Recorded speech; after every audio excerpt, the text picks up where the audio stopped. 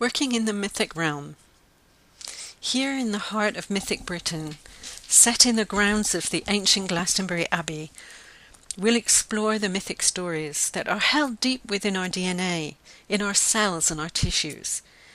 These stories continue to inform and create our world. We'll explore how those myths weave themselves through our lives, the places we know to be vulnerable, the shadow places, the dark and the light, the search for the grail, the chalice and the sword. All of these live here in this place of myth and magic. The stories of King Arthur, Merlin, Morgan Le Fay, the realm of the fairy, the landscape of the goddess, the place of myth, magic and the Holy Grail. We'll spend time stepping into these myths that live here in this landscape, exploring the new stories that are beginning to emerge. And all this will be woven into our work together like a tapestry, creating a new story, a new myth for our time. If dreams are our personal unconscious speaking to us, then fairy tales and myths speak of and speak to the collective unconscious. All peoples have myths that they live by. Old stories that are handed down from generation to generation.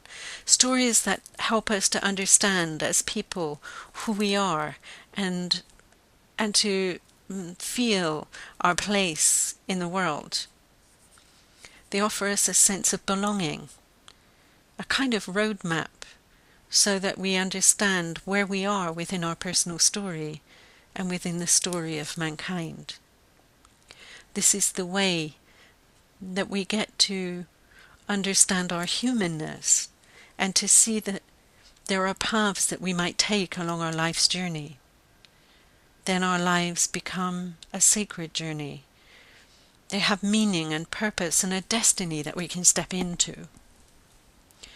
When we lose our cultural myths, we lose our culture, and our souls begin to mourn that loss. It suggests to me that we need to have a story to live by. And yet the old stories speak of the old paradigm, the old way of being. And within those stories are captured a whole system of beliefs about the world. Our task during this week is to unravel those myths, to dispel the myth that we've been entranced by and entrenched in.